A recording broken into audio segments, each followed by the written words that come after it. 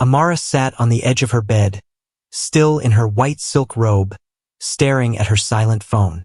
No buzzing, no updates, no venue confirmation, no call from Depo. Her wedding was supposed to start in 4 hours. She had checked the invitation cards. Each one had the venue marked as Regal Pavilion, a place she and Depo had agreed on together. But yesterday his responses had grown short, distant, and this morning, nothing, just silence. Something was wrong. She called his line again. It rang once, then went straight to voicemail. Her heart began to beat faster. Maybe he's just overwhelmed, her cousin Kelechi offered, fluffing the hem of Amara's dress laid out on the bed. You know men, always last-minute jitters. But this didn't feel like nerves, felt like a setup. Amara stood up, walked over to her window, and stared out at the quiet Lagos street below. Somewhere out there, guests were already getting dressed. Makeup artists were arriving. Uber rides were being booked. But the bride? She didn't even know where the wedding was anymore. Then came the message. It wasn't from Depo, but from a bridesmaid who had just arrived at Fairfield Gardens, a completely different location on the other side of town. She sounded confused. Wait, did they change the venue last minute? I'm here at Fairfield. Depo just walked in. The decorators are already set up. Amara's blood ran cold. Fairfield Gardens. A venue she'd once told Depo she hated. Too flashy, too loud, too far from her grandmother's church. He had nodded and agreed. It's not your style, he'd said. But now, he'd booked it behind her back. Changed the wedding venue without telling her.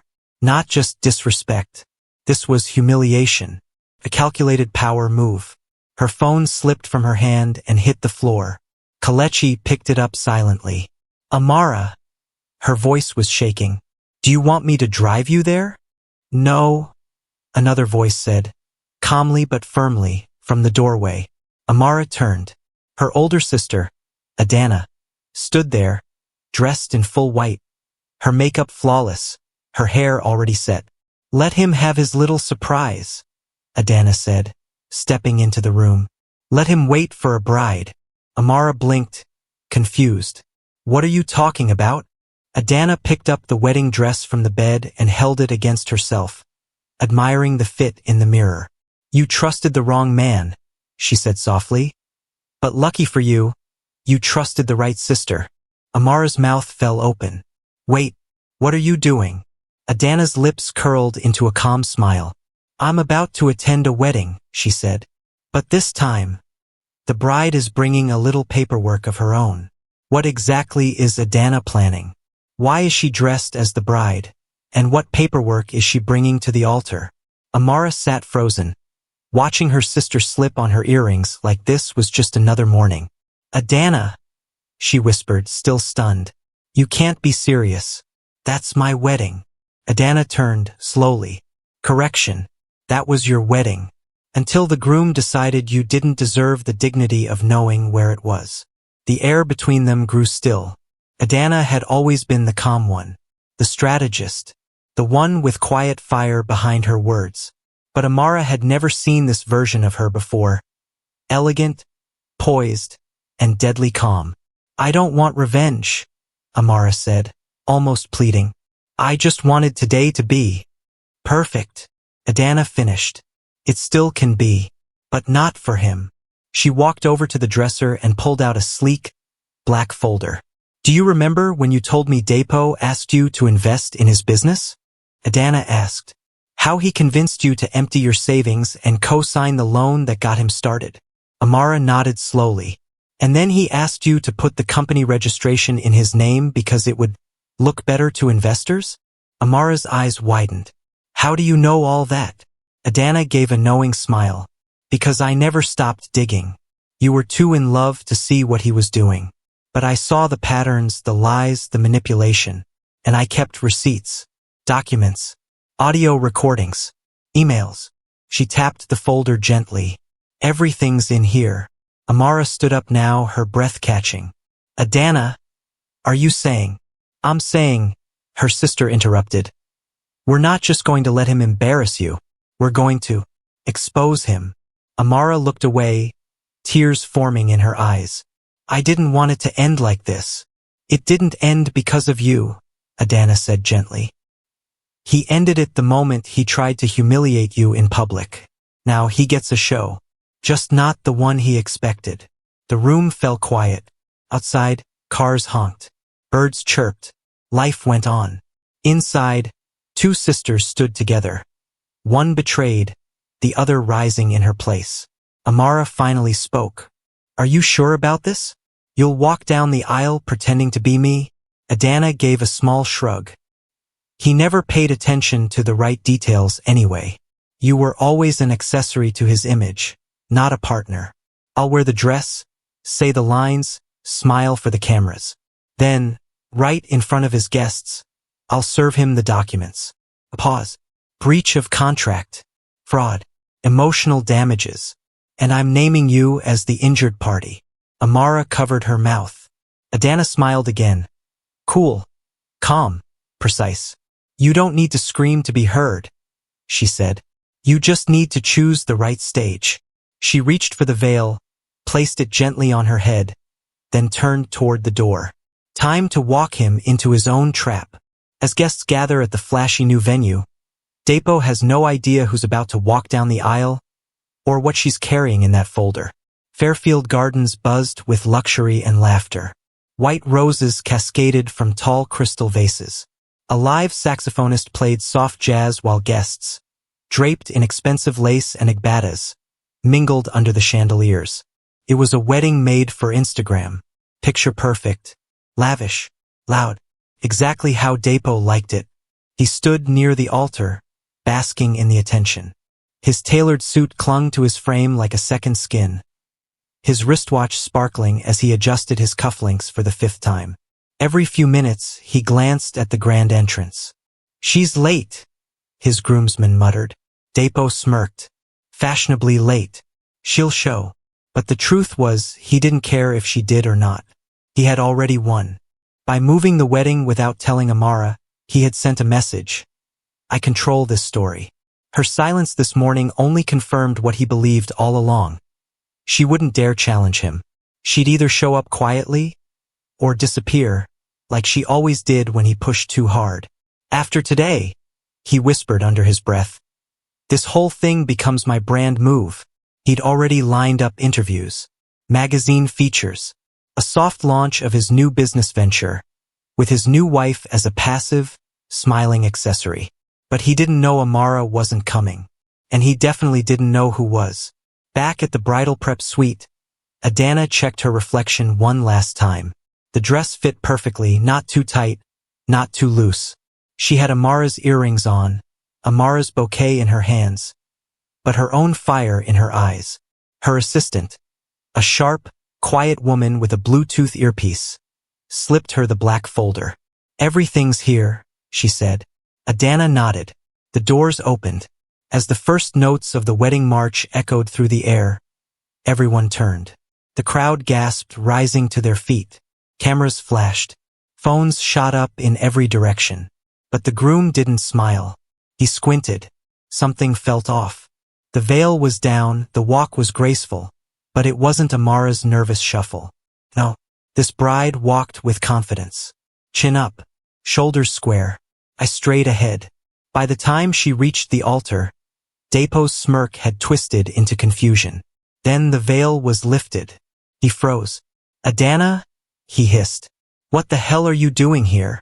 Adana smiled softly, as if nothing were out of place. Standing where your lies led me, she said. He turned, panic rising. The murmurs in the audience had already started. This isn't funny, he barked. Where's Amara? Adana leaned in, her voice calm. She's safe, watching, and legally, I'm here on her behalf. From under her bouquet, she pulled out the folder and handed it to a man sitting quietly in the front row. A court bailiff. Gasps exploded across the room. You've just been served, Adana said, loud enough for every guest to hear. Depo's jaw dropped. She stepped back, allowing the bailiff to begin reading the charges. Breach of contract, fraud, misappropriation of funds, and defamation of character. By the time the second page was read, Depo's hands were shaking. But Adana wasn't finished. She leaned in one more time and whispered, "You changed the bride without telling me. So I returned the favor." For a few frozen seconds, no one moved. The pastor clutched his Bible mid-sentence. The saxophonist stopped playing mid-note. Guests glanced nervously at each other, unsure whether to sit or stand, clap or gasp. Depo's face twitched. "This is a joke, right?" he barked. "This is some kind of PR stunt?" The bailiff calmly continued reading the charges aloud, his voice steady over the murmuring crowd. Misuse of shared business funds, fraudulent asset transfers, intentional emotional harm. Depo's groomsmen shifted awkwardly behind him. One stepped back entirely, wanting no part in what was unraveling. Adana stood firm, veil off, eyes locked on Depo. She hadn't raised her voice. She hadn't moved an inch. Yet the entire hall was listening to her now. Not the groom. Not the officiant. Her silence spoke louder than his ego ever had. In the back row, Amara sat in a simple blue dress, no makeup, no jewelry, hidden, observing. Her fingers gripped the edge of her chair, but her heart beat steadily for the first time in weeks. This wasn't revenge. This was truth. Depo's lips curled in disbelief. "You two set me up." "No," Adana replied calmly. "You set yourself up. We just gave the audience a better seat." Another ripple of whispers moved through the hall. Phones were out. Recordings already uploading. Instagram lives pinging. The hashtag the real wedding had begun trending in real time. Desperate, Depo turned to the pastor. "Can we just move on? Can we continue?" The pastor looked from the bailiff to Adana to the stunned guests.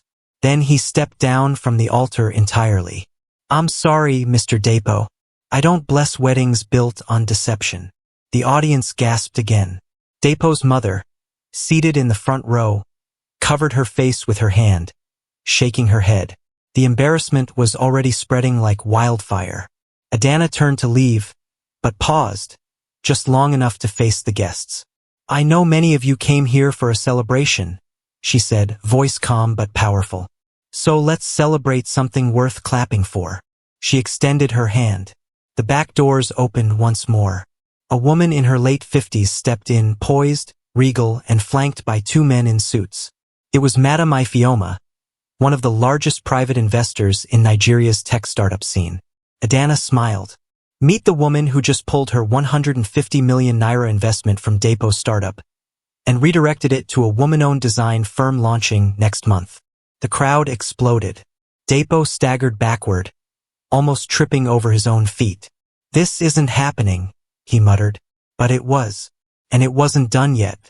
As Madam Ifeoma greeted Adana with a warm hug, a reporter from CityBuzz News stepped forward from the crowd and raised a microphone. "Is it true," she asked, "that the startup assets are now frozen pending legal review?" Adana turned to the camera, smiled softly, and said, "Let's just say, this wedding wasn't the only thing he lost today. The venue is in chaos. The guests are stunned. But there's still one thing left, the vows. And Adana plans to rewrite them in front of everyone." Depo stood alone at the altar, his face a mix of disbelief and dread. Just moments ago, he had been grinning for the cameras, confident that this day would boost his image, his startup, and his ego. Now, his wedding had turned into a courtroom. His guests had become witnesses. His bride, not even the right one, was calmly tearing his world apart. Adana stepped back up to the center of the stage, folder in hand, and faced the crowd. "I know this isn't the wedding you expected," she said, voice poised and clear, "but it's the one we needed." The guests were silent, leaning forward, listening. "Today was supposed to be about vows," she continued.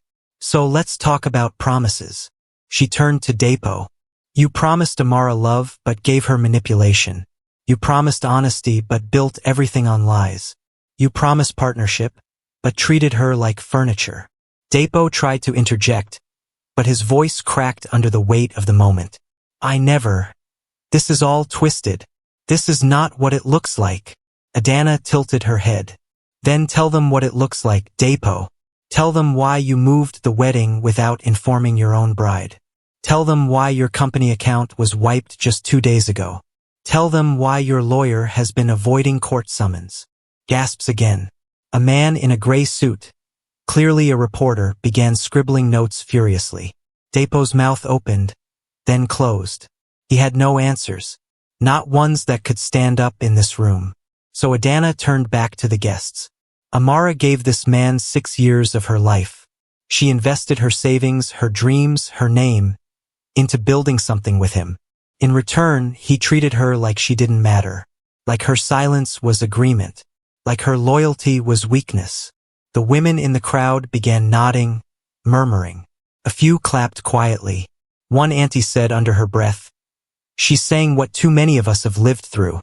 Adana lifted a single page from the folder and held it up. This is Amara's official withdrawal from the company she co-founded but never got credit for.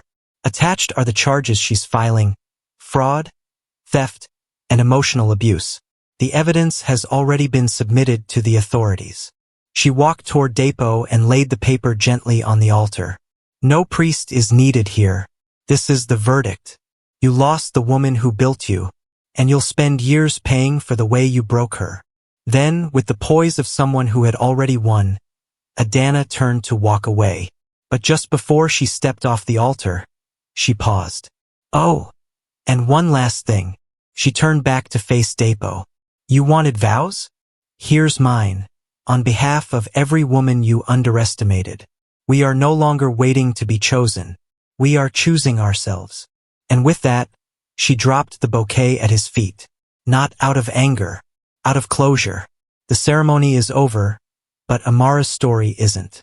As Depo faces the consequences, Amara steps into a future shaped by power, peace, and something she never expected. Back at her modest apartment, far from the chaos of Fairfield Gardens, Amara stood barefoot in her living room, watching it all unfold on her phone. The live stream had already racked up over 600,000 views in less than an hour. Her inbox was flooding. Messages from strangers, women she didn't know, CEOs, lawyers, survivors, all saying the same thing: "Thank you for not staying silent. You gave us courage. This changed everything." Tears slipped down her cheeks, but not from sadness. They were tears of release. She had been invisible for so long, quiet, dismissed, talked over, betrayed. But today, she was heard even without saying a word. Across town, Depo was being escorted from the venue through a side exit, flanked by 2 plainclothes officers. His mother followed behind, begging the press to stop filming. But it was too late. Clips from the wedding had already hit major blogs. Groom served lawsuit at the altar. Sister steps in and shuts it down. The bride who never showed but still won. Meanwhile, Adana stood beside Madame Ifeoma at a quiet dinner table.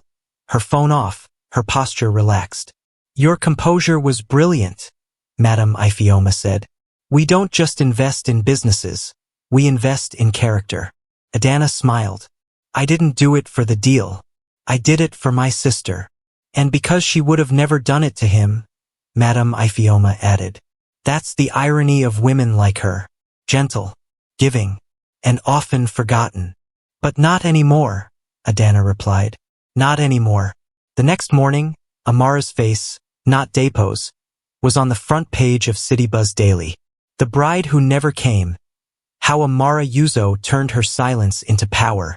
Underneath the photo was a single quote: "I thought walking away meant I lost. But sometimes, choosing peace is the loudest way to win." By noon, she'd received 3 offers from women-led VC firms offering to back her dream, not Depo's. Later that night, she stepped into her old sewing room for the first time in months. The dress mannequin still stood in the corner. Dusty, forgotten, but not for long. She slipped on her glasses, rolled up her sleeves, and pulled out a sketch pad. The first thing she drew? A dress. Not a wedding dress. A victory dress. Not for walking down the aisle, but for walking into her future. The soft hum of her sewing machine broke the silence. And for the first time in years, the thread in her hand didn't feel like work. It felt like power. Power she never had to borrow from a man. Power she built from the ashes. Power that whispered, "This is only the beginning." If you enjoyed the story, please like and subscribe and don't forget to turn on the notification bell. Thank you. We hope to see you in our next video.